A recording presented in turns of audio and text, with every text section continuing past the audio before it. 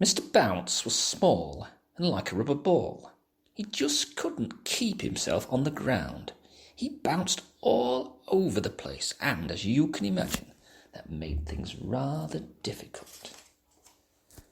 Last week, for instance, Mr. Bounce was out walking when he came to a farm.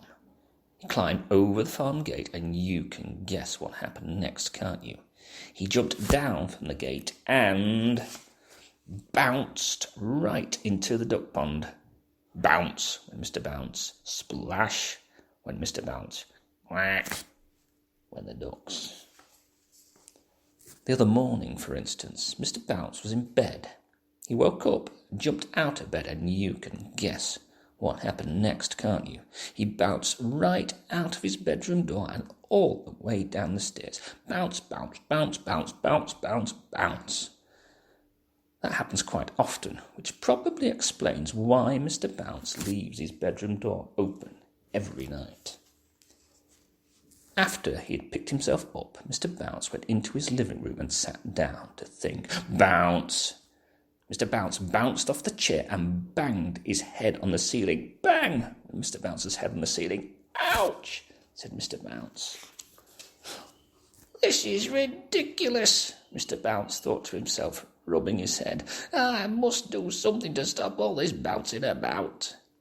And he thought and thought. I know, he thought.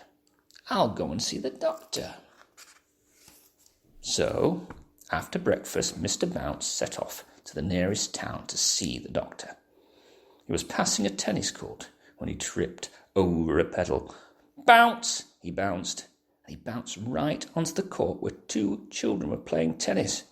Oh, and you can guess what happened next, can't you? The children didn't realise that Mr. Bounce wasn't a tennis ball and started hitting him with their tennis rackets backwards and forwards over the net. Bounce! Ooh! Bounce! Ow! Bounce! Ouch! Poor Mr. Bounce.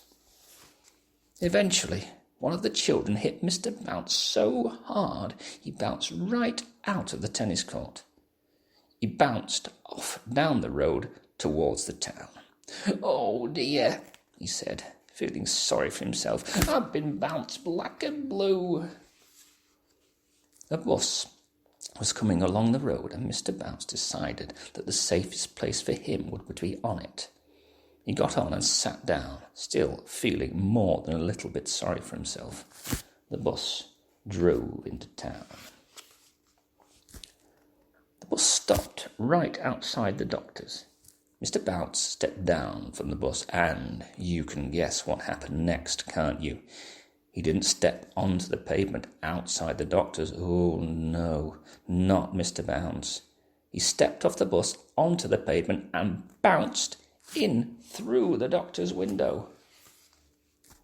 Dr. Makewell was sitting at his desk enjoying his mid-morning cup of coffee. Mr. Bounce sailed through the open window and landed. Well, you can guess where he landed, can't you? That's right. Splash went the coffee. Ouch! Squeaked Mr. Bounce. The coffee was very hot. Good heavens! Exclaimed Dr. Makewell. After the doctor had fished Mr. Bounce out of his coffee and sat him on some blotting paper to dry out, he listened to what Mr. Bounce had to tell him.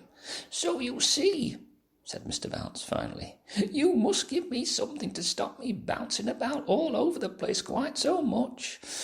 Pondered the doctor. After some thought, Dr. Makewell went to his medicine cabinet and took out a pair of tiny red boots. This'll do the trick, he told Mr. Bounce. Heavy boots. That'll stop the bouncing. Oh, thank you, Dr. Makewell, said Mr. Bounce, and he walked home wearing his red boots. Not bounced, walked. That night, Mr. Bounce went to bed wearing his heavy boots, and then he went to sleep. The following morning he woke up and yawned and stretched and bounced out of bed. And you can guess what happened next. No, he didn't bounce down the stairs.